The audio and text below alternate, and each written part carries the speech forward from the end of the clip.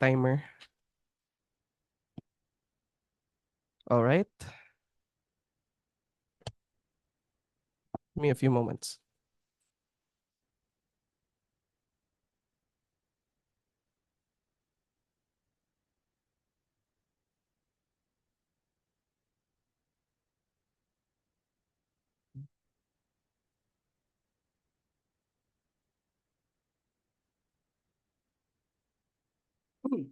Hello.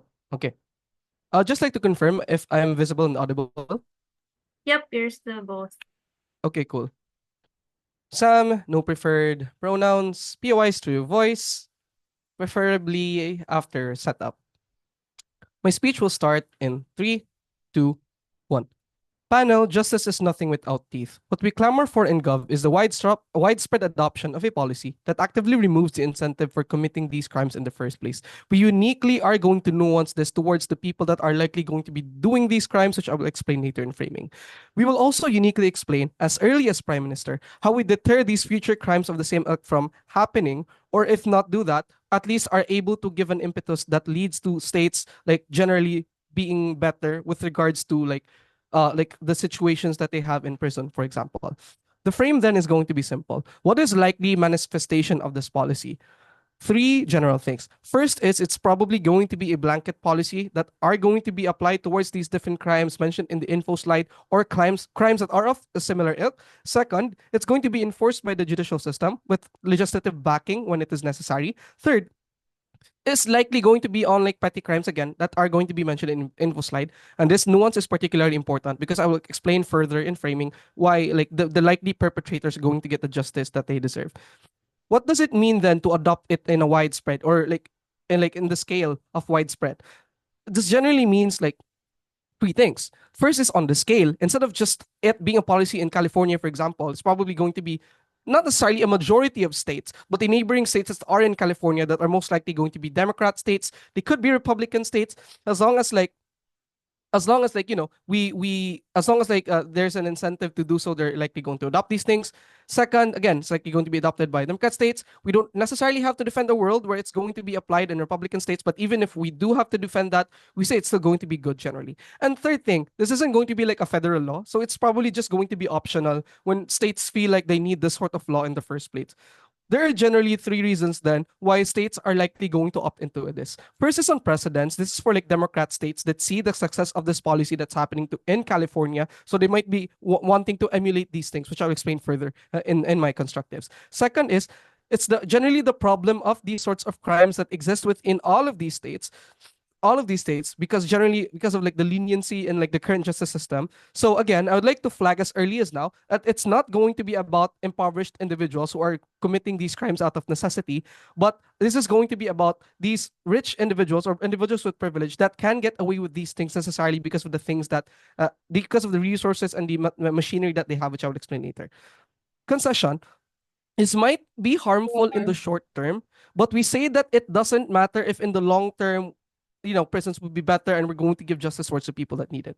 Who are the most, and again, the most likely that are going to be affected by this are people that do these crimes in the first place. Majority of them are probably going to be privileged.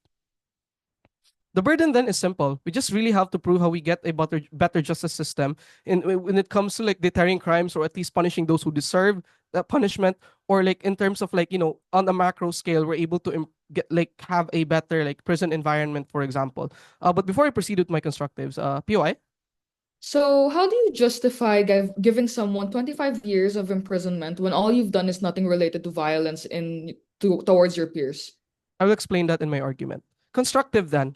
Right now, status quo is inefficient when it comes to deterrence or when it comes to punishing those people that are likely going to be committing this crime. And this is on the scale of states. So it's not just going to be like inefficient in one state, it's likely inefficient in all of the states because of two general reasons. The first is there's lenient punitive action towards these crimes in the first place. This probably looks like fines. This probably looks like just a few months in prison, for example, and these crimes might be petty in scale, but when these things add up, and this is how it generally is going to work in opposition, these crimes can be very detrimental, especially because the people that necessarily are going to be committing these crimes at large are people who believe that they can get away with it. It leads me to two. Most of the people who do these crimes more often than not get away with it because, again, they have the machinery, they have probably like good AF lawyers, but not just good AF lawyers. It's just generally going to be the fact that they're able to get away with these crimes, and we punish the small. And like, this is like principally unjustified because at the point in which the justice system or the optics of this looks really bad because they are going to get away with these crimes anyway,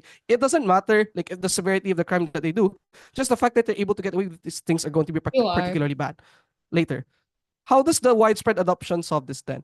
Two things. The first is the mechanisms or structures that these people have in status quo won't be as penetrating because they can't take as much advantage of these things. Because whatever they do, if they keep on committing these crimes, they're gonna have to go to jail for it. And the exorbitant like prison time is going to be like, they probably want to avoid these things in the first place, which leads to like deterrence. They're unlikely to be committing these crimes again. But second, even if they still do commit these crimes, they are going to be punished AF. The structures won't help them as much because again they have no leeway against this. This is literally the only, like, they necessarily are not able to do anything else.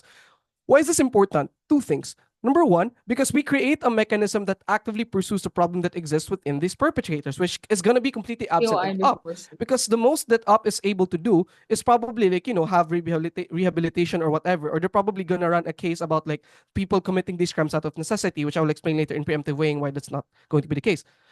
Second, there's a much greater incentive to make prisons go generally better because of two things. Because people generally are going to spend more time there. And if it's true, then it leads to second, because if the rich people are likely going to be the ones that are able to, the ones that are going to be placed there, likely these individuals, in pursuit of like making it more comfortable for the people that are out there, going to donate to the state, or the state, due to optics, will likely create policies to make prison time generally better. This is good because even if the people that are going to get there are generally people that deserve these things, at the very least, because of the impetus that this creates that uniquely exists in government, we're able to at least make prison better for the people that are already there. It's going to be absent and up because there will be no impetus because it's just going to be status quo because this is not a policy motion. They just have to say that this is not a policy motion. So they do not have the fiat to make a counter proposal. So necessarily this is going to be like the way the debate goes.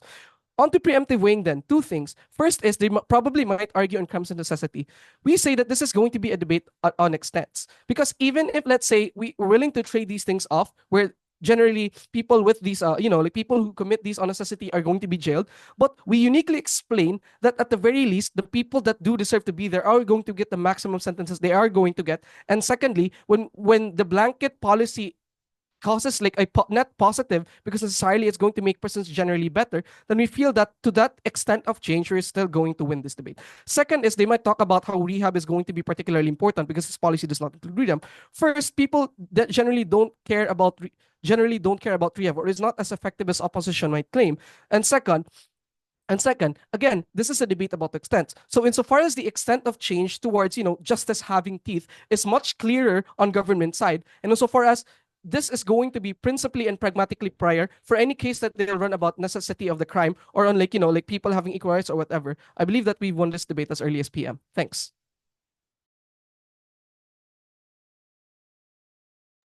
Thank you so much for that, Prime Minister. Now, to open up the case coming from side opposition, let's now hear it from LO. Here.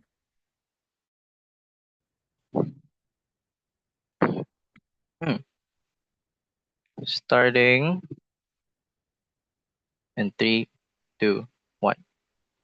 The first thing I want to deal with is the whole case of opposition on poor people committing crime out of desperation and they deserve redemption. I think one, it was very clear that the framing of Sam was that this is incapacitated states in the first place, like California and also neighboring states in the first place, because if you read the motion, it's going to be the widespread adoption, so not necessarily going to be adopted to every single one. I think states are reasonable enough to assess if their state is going to be proportionate to this in the first place, so they do have the capacity to opt out of this if like such a big problem is poverty, for example. But I think secondly, this is a symmetric problem insofar as people are already like committing recidivism even without this motion. Recidivism is already prominent, so even at the point of no punitively long prison time, they're still being sent back and out and repeatedly without actually fixing their circumstance in the first place, it's probably better off for their circumstances to lock them up, but also better for the people in the ground, because as they concede, people are always going to be desperate if placed in the world if they don't have the capacity to do so in the first place. So I think it's better if we facilitate them safely in the first place. But I think secondly, because note that prison, it's not just about punishment, but also for inhibiting and facilitating people that are literal hazards in the real world. So I think the question becomes, where are they better able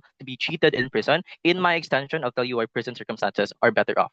I want to note that rehabilitation is still accessible at first offense also, insofar as InfoSide just says that the rule out begins at the second strike, meaning if they already went through rehab and they still do it at the second offense, meaning they have no propensity to change in the first place, I think these are people that are irreversibly damaged in the first place, and this is why they're probably better off if they're being inhibited in the prisons. To clarify, and this where I get into my speech, what is the mechanism and who is it for? Just to make this debate very clear, right? Because not that opposition can't frame a case on crimes out of necessity. I think as early as some, we were able to frame that these are in states like the same similar circumstances as California, for example, where poverty isn't as big of a problem, and also that there are alternative ways of giving recourse to these people in the first place. Since the motion had no determined location, we have the fiat to do so, the widespread adoption in neighboring states of California, but also we're going to assess on which states this is going to be currently appropriate to.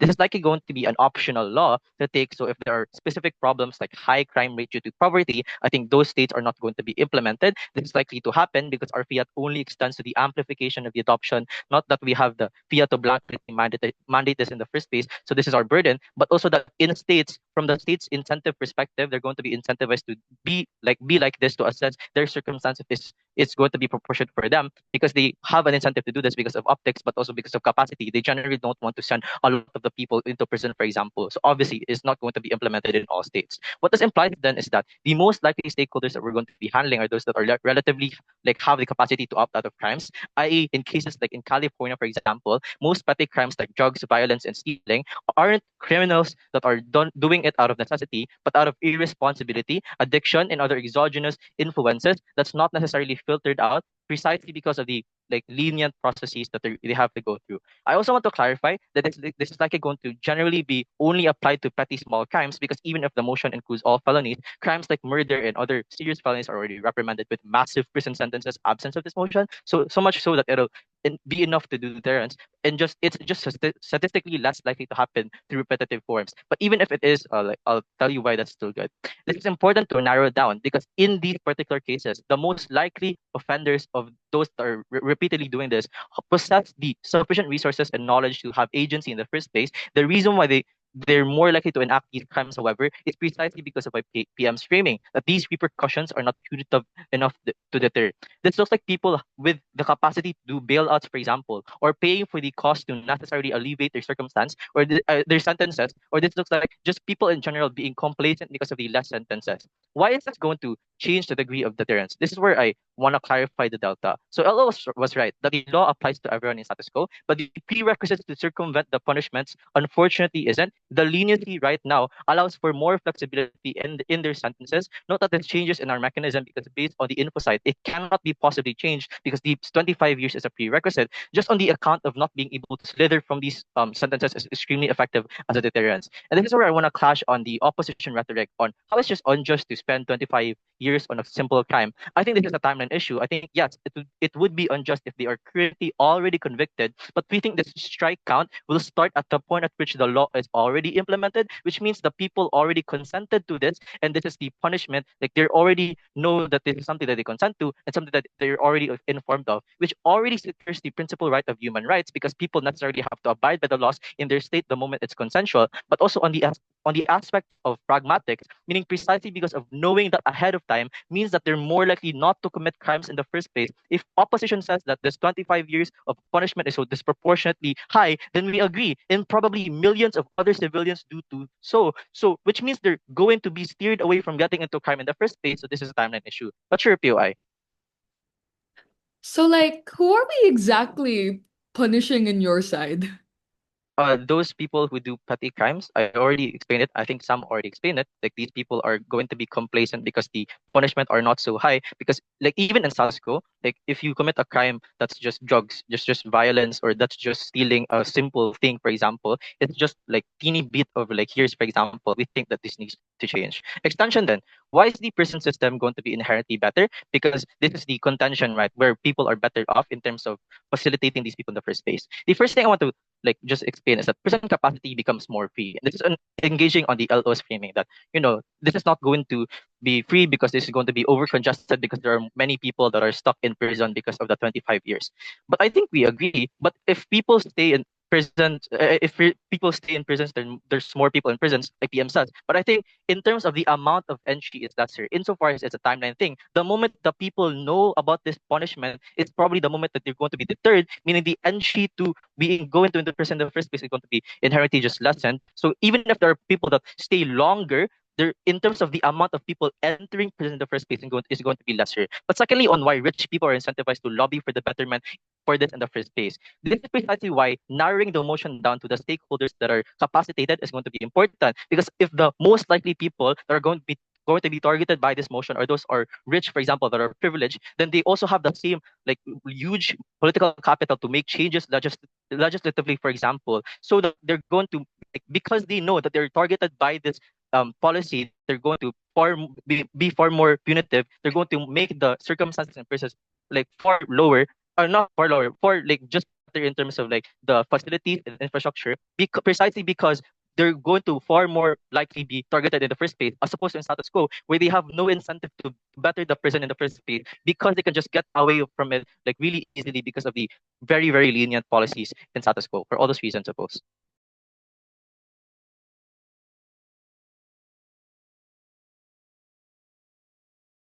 All right, thank you so much for that wonderful speech, DPM. Now to extend their case coming from side opposition, let's hear it from DLO. Here, here.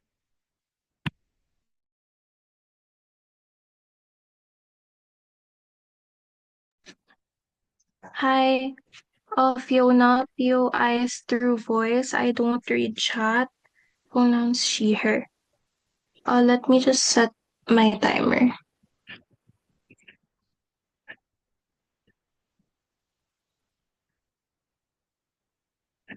Alright, so assuming I'm still audible, starting my speech in. Wait, hold on. My timer is lagging. Sorry. Starting my speech in 3, 2, 1, go. Panel, listen to the language and rhetoric that government side uses. Things do not happen in a vacuum. Government can't win when they can't even identify who the people who are likely to do petty crimes are. We tell you that they have a soft stance in the debate as to why the people committing these crimes are likely to be upper middle class. But we already clarified to you why the law applies to everyone and that by their own definition of the upper to middle class, they can sustain their needs and have, as they say, the machinery to evade the law in the first place. So we don't understand why they're the most vulnerable actors to be prioritized and to be analyzing the debate, right? But a few callouts then. Firstly, is that the inability for government to widen their impacts to other states or countries makes their win inherently small and therefore unwinnable for the round, most especially when they say that there's going to be a blanket policy, right? But also, we think that they're not able to prison any people in their world insofar as one, people that are able to get away are more likely to have good connections and easy to purchase bail. But two, the inability to bite the bullet that these are going to be poor people should be penalized. We already proved to you from Gigi that this is the main actor because of the urgency and capacity that they have. What makes a criminal is not because you have like comfortability. What makes a criminal is when you have faced like intergenerational poverty and have like systemic lack of access to things like social services and whatnot. These are systems that are binding to poor people, and these are the reasons why they are directly more affected by this policy and why we ought to police it, right?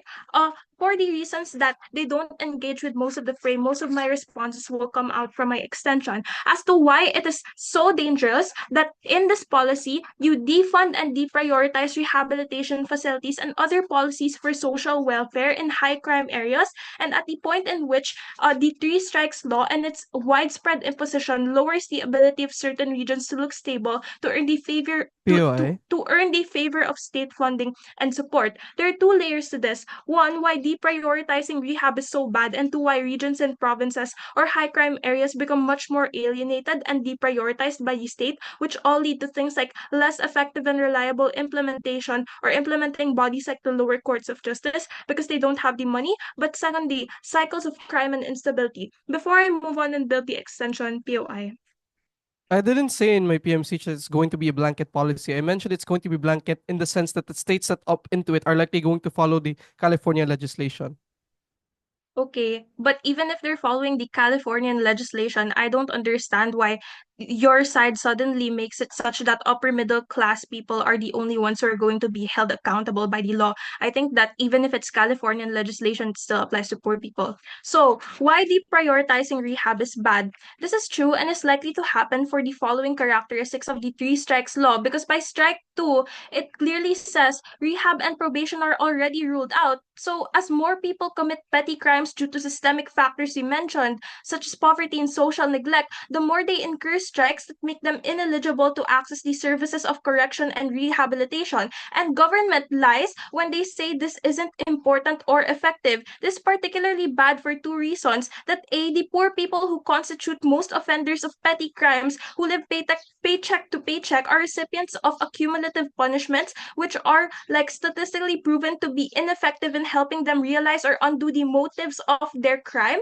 that lead to them committing these crimes again and again. Things like psychosocial services or return community service, which are able to capitalize on their talents and skills, which present opportunities for them to develop greater morals and values to be reintegrated back into society, become lost on government. But B, this means rehabilitation becomes concentrated to serving rich offenders who are unlikely to be repeat offenders anyway, because by government's definition, again, they have the financial power to skirt the law, they have the wealth and machinery to evade these petty crimes, which they wouldn't have the motive to commit anyway when they already live a life of comfortability. But circling back on the impact of rehab being exclusive to a minority, which happens regardless of whether or not they are rich, and is already being very, very generous to government, right? One, states lose the incentive to fund the formation and facilitation of rehab programs and incentives for services like mental and physical checkups for prisoners, and rehabilitation systems that survive end up operating on constrained resource and significant budget cuts,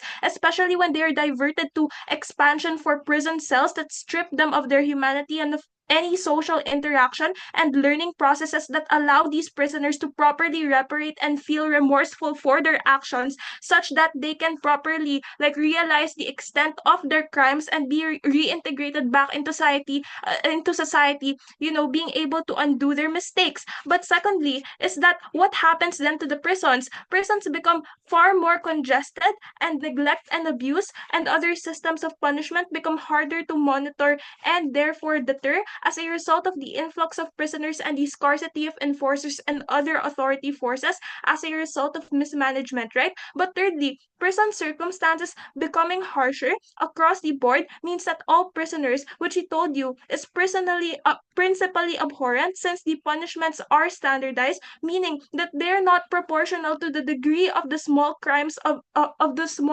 these offenders. Courts of justices then also become complacent because they don't have to hold trials for these people. They don't really have to they don't have to go to the process of the justice system, right? Because they like just give them this punishment or this strike and therefore send them to prisons automatically, right? Why then on the second layer as to why high crime areas are deprioritized and further alienated by the state, I'm talking about regions and provinces. Like if like government wants to contextualize this in the US, like gang infested areas where crime is significantly high, I think that on their side they lose use more funding from the state to be able to impose or spread policies for social welfare and intervention at the point in which you have an influx of prisoners getting criminalized on government side who have so many strikes this leads to bad reputation for these certain states and like provinces, right? Meaning that they aren't able to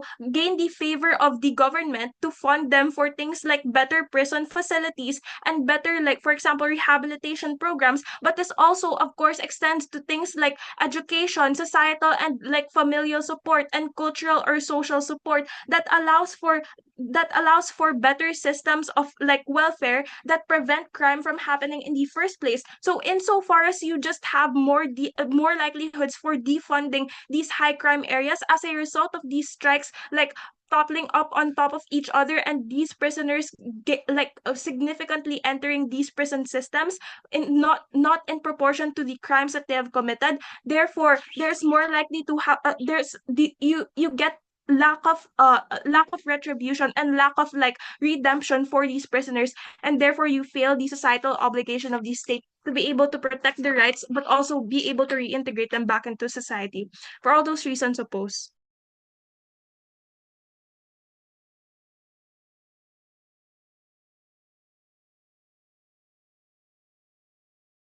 All right. Thank you so much for that wonderful speech, DLO. Now to crystallize their case coming from side government, let's hear it from GovWhip. Here.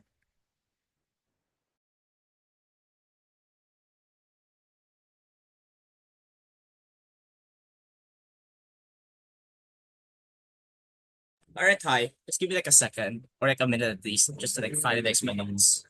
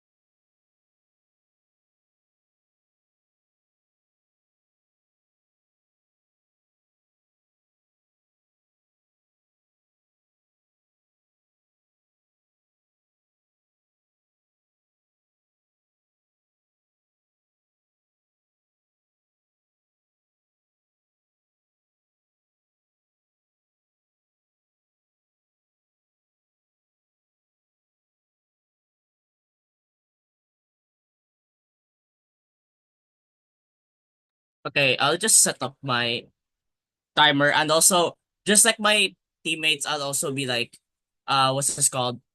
I will also be recording my speech. So if that's okay with you guys, since this is just for training purposes. So like if you guys have a POI, you'll probably be it's a call.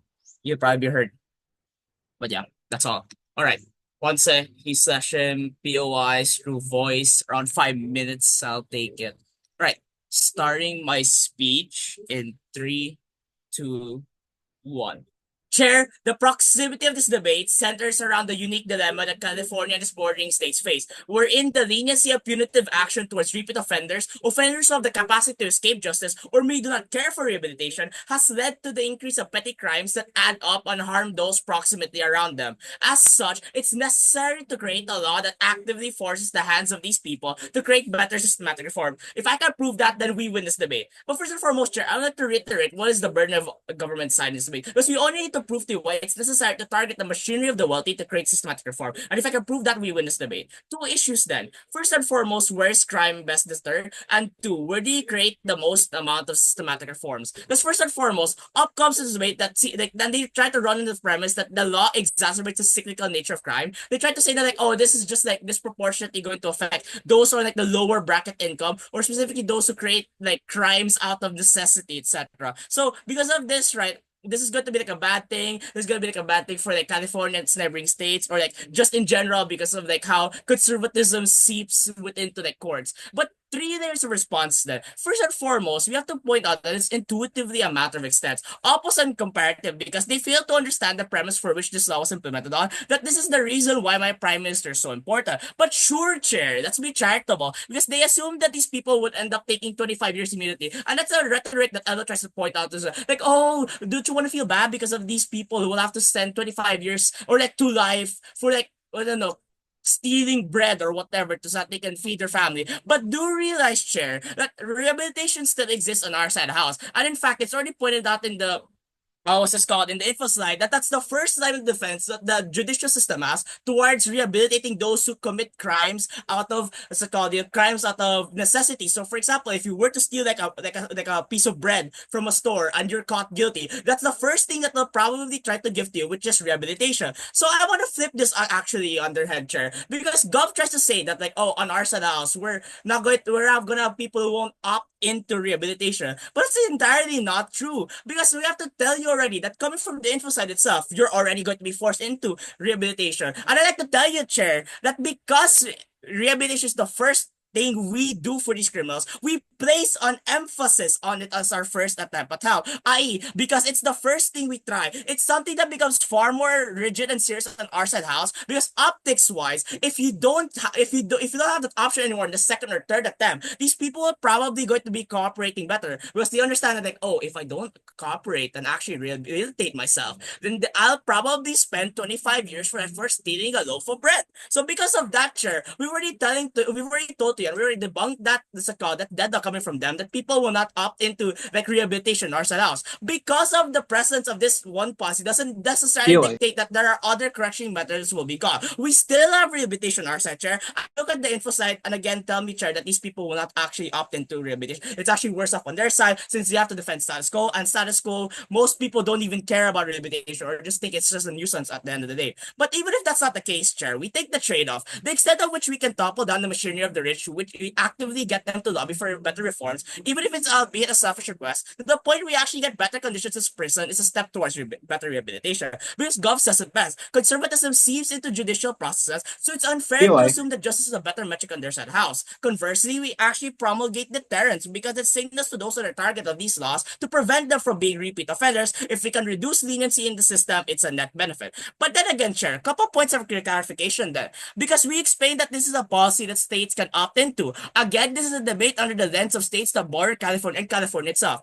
Ergo, they often suffer from the same problem. This is fiat on this round that we are able to implement this. The reason why this debate is set within the context of California's three-strike laws is because there are unique situations that exist within these states. The excess amount of cash and the leniency towards punitive actions is why most celebrities and rich people can get away from gambling, prostitution, and drugs in California and other neighboring states. But then again, Chair, inter-issue analysis weighing that, because why is lobbying for systematic reform so important in this debate? And why is it an issue you should credit only coming from Gov's bench? Because a lot of the things that come from opposition bench is merely negative material and presumptions. This issue is the most important one in this round. I'll prove to you why we win this metric. Because oftentimes, the systematic reforms is the criminal deterrence. So we do realize that in terms of positive material, we're already better off than opposition, because they merely demonize the three-sex laws. But if most upper class individuals are going to be targeted by this, it's either they deter better or they lobby for improvements. This is why my POI. DPM is so important in this debate, because oftentimes rehabilitation reforms have to start from lobbying, and this is why we create better opportunities for these criminals, and this is the prerequisite towards reformation. So what does that reformation look like? When these middle to upper income individuals lobby for better policies that like comfortable prison systems, better rehabilitation to first-rate offenders, and even if that's not all true, at the very least they make sure that future inmates have a far more rehabilitative time in prison as opposed to status quo. But then again, I'll take your POI. All right. If people know they don't deserve these things, these punishments, and know they have things to protect, why would they be better off later on when, firstly, they can't have a career later on and probably will still resort to these crimes, but also they're so extremely angry they won't be able to cooperate and reflect on themselves while in prison? Sir, please listen to my speech. I literally told you, if they're trying to run a case that like it's a crime out of necessity, rehabilitation exists on our side of the house. It's literally the first step we take. So if you think that we're depriving them of opportunities, we literally give them the opportunity to turn their life around. If they want people to like have a better career, or they want people to actually have a life or a future after incarceration or being found guilty, then that's the first thing we try to do. That's the first thing we give to them. So I think, Chair, a lot of the things that they say doesn't really fly in this round. But why do we win this, Chair? On two main contributions. First and foremost, the adoption flags the leniency of the judicial and rehabilitation systems within California and these neighboring states. Short-term happens, sure, i.e. crimes out of necessity, but it's a matter of extent, because to those who are the most likely to escape justice is because of status quo inequalities. Typically, those that are rich. This is something we've already pointed out, and this is something that we've tried to be fight for in this debate, is that we want these people to receive accountability. This is typically what adds us, because those are the easiest to get away with. For example, drugs, vandalism, etc. The adoption would lead to better safeguards against repeat offenders. This is how we engage in the metric where's deterrence better off, because punishments are far more punitive comparatively on status quo where rehabilitation is still merely symmetrical. But again, Chair, the timeline issue also is apparent on the opposition side of us. This starts off for when this law is adopted. People consent to these punishments. So when prison reforms do happen, it's just the merely amount of entry that. So the moment people know the law is when they are deterred. This is a tie back towards the issue of deterrence. Rich people are often the ones with the capital to lobby for systematic change, so they're far more likely to be targeted. This is the reason why rehabilitation is worse off on upsroad, because they don't actually incentivize people to reform the system. And for all that and more, here, Godwin, here.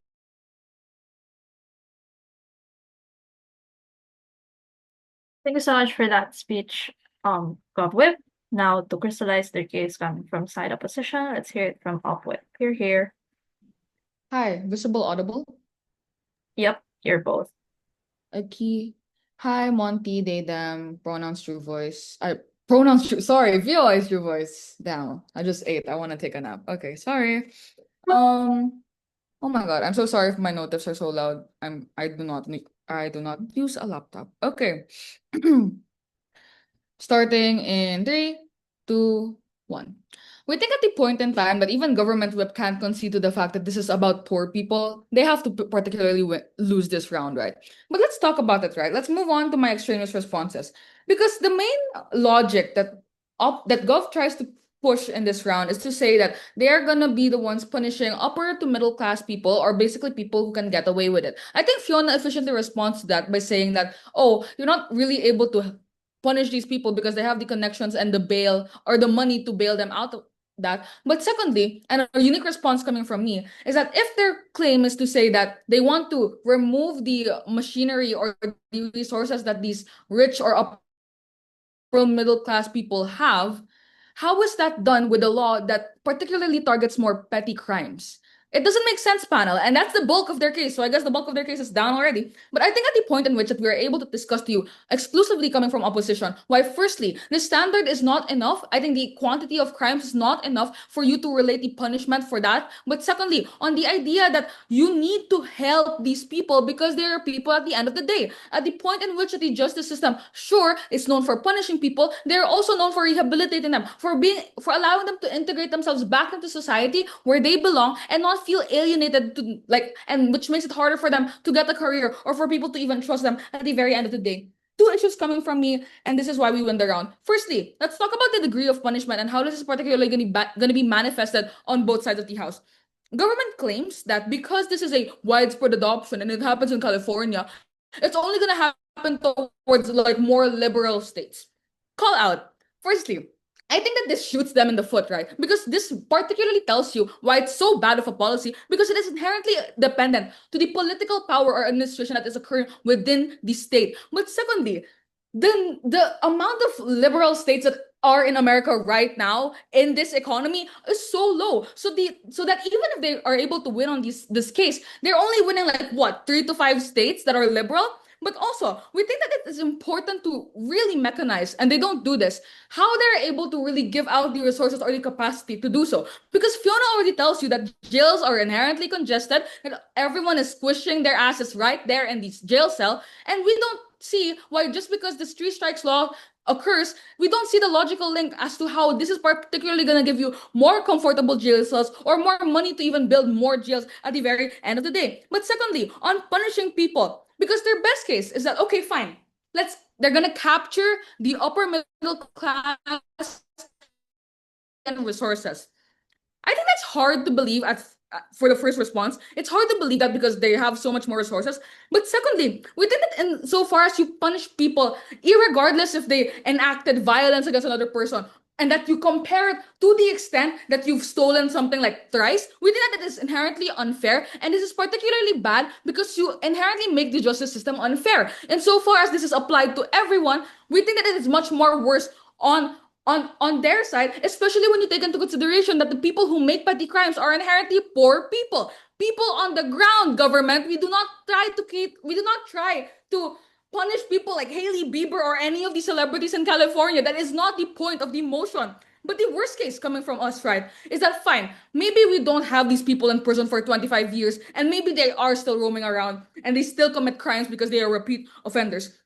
We think that's okay because firstly, the resentment towards the state is inherently less insofar as you allow them to get the punishment that they deserve. You allow the justice system to enact policies fair and square. Because okay, fine, let's be nice to government and say that rehabilitation is a symmetric benefit that occurs on both sides. But notice, panel, from the info slide itself that at Why? the same time you're able to do that, you are not allowed to do rehabilitation anymore. But also, on the other front of saying about rehabilitation, we think that it is a bad thing coming from government to make this symmetric. Because insofar as rehabilitation has not worked or has not been developed to the extreme extent that we would want it to be, it therefore means that the rehabilitation is likely to be useless, and therefore you will just create much more resentment because the only thing you do to punish these people are to put them in jail cells for 25 years.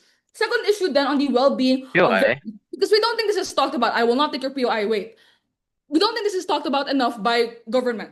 Firstly, we think on the accountability of the justice system, something that comes from Gigi, my first speaker, and is left unanswered until now. We think that GovReply can do that. That's adding more material. We think that this means that it is more likely for people to more people, especially the police, to abuse their power and to constantly put these people in repeating offenders and therefore put them in jail cells. Why is this particularly harmful? Firstly, you cause distrust for the state, but secondly, you then allow people to have the power to punish them and legitimately ruin their lives for the long term. You can see this with the Philippine government and how they were able to just tell certain people that, oh, this one's a drug victim or this one's a terrorist. This is why it's not good to implement the three strike system insofar as it gives them that power to do so. But secondly, even if we do have repeat offenders, at least we are able to cater to the principle of fairness that you are gonna serve your crime if it is in the direct relation to what you actually did. If you stole something, I am not taking it. If you stole something, you are gonna get reprimanded for the way that you were able to. But thirdly, even if, right, let's be charitable, let's say that this adoption of like the system where it's not 3 strikes is really bad because there are people, there are criminals, whatever. We think that this is particularly fine insofar as, firstly, marginalized people are already suffering the brunt of what it means to be in a system that does not cater to them. So therefore, we are able to better protect them and treat them as people even if they are criminals. But let's engage on the upper middle class because we can also talk about that. Because even if they do petty crimes, they will also be given. So let's say that this upper middle celebrity did a systemic like robbery of like Zalora or something, then obviously we are going to give them the same extent of the punishment as to what they did wrong. We think that this is particularly important because this policy of fairness and reprimanding does not come from government side, because insofar as a poor little kid wanted to just get candy and stole thrice from this one store, they are then suddenly put in 25 years in prison. Even if you have rehabilitation, the repeated offenses is your main standard as to how you are going to punish these people. So if you want to treat people, even criminals, like genuinely people, side with opposition. Thank you.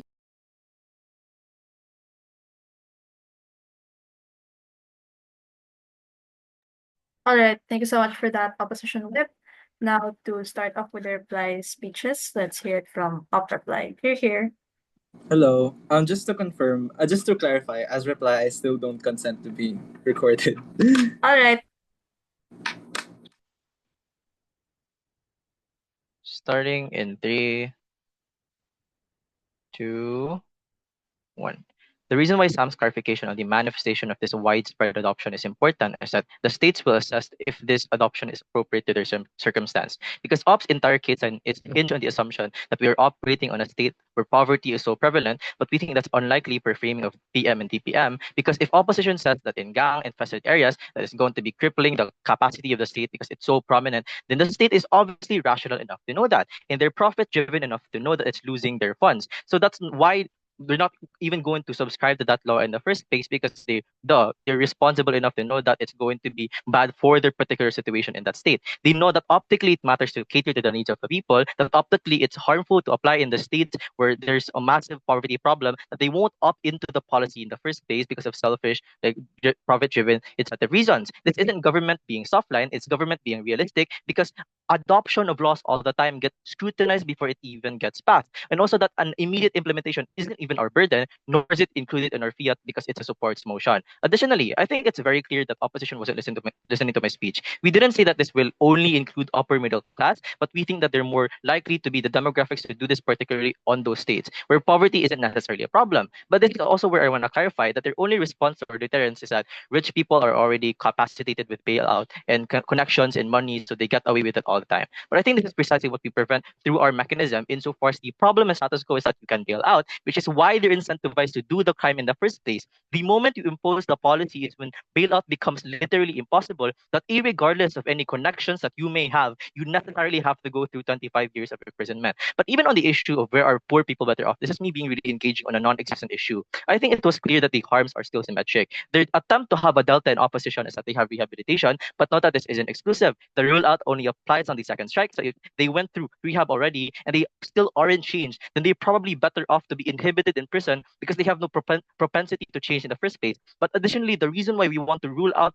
probation and rehab is precisely because those are the conditions that make criminals complacent, because it's so easy as an upper middle class to fake rehabilitation. It's so easy to do probation, for example. This is why we should have no flexibility in these sentences, because the flexibility is what increases the prospects of crimes in the first place. But again, where are poor people better off? Because I'll be nice. They are better off when in their prison conditions that they'll inevitably end back up on, even in opposition's paradigm, because they concede that these crimes are so irresistible because of their conditions.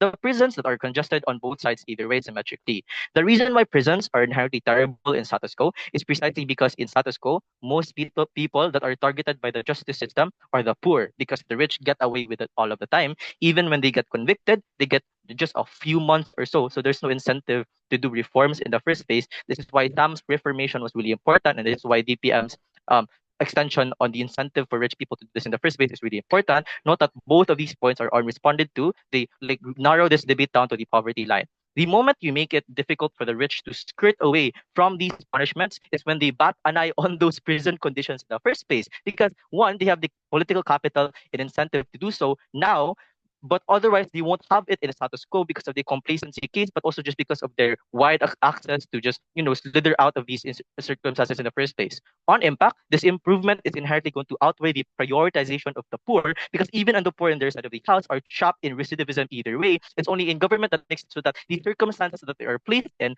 i.e. better system, is more humane and regulated, as opposed to their side of the house. Going to the real world is probably far worse for these individuals when when even they concede that people do crimes because the real world circumstances are so terrible, there is no solvency in opposition, read your notes, and they have poor people still symmetrically perpetuated in crimes. Even those criminals that are being weaponized in status quo are manipulated, like people in poverty, just alluded by these drug leaders. These people listen to those drug dealers in the first place because the real world is so insanely damaging for them. It's why prison is a better option for them, but also safer for the people on the ground. For all those reasons, propose. All right, thank you so much, everyone. You may now close the house. Allow us to have 10 to 15 minutes for deliberations together with my panel. But yeah, congratulations, everyone. Panel, let's go to the delibs room of room 8. Thanks so much. Cross, thanks for the round. Where is it?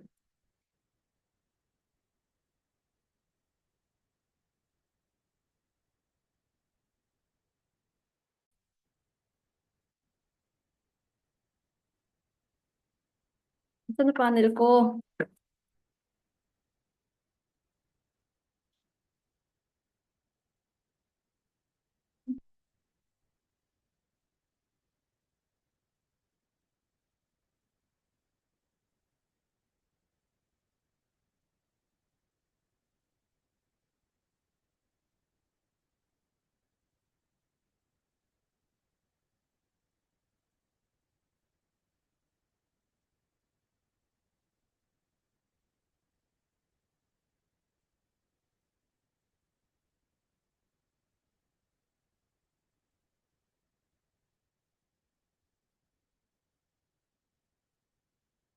Hello, can you hear me?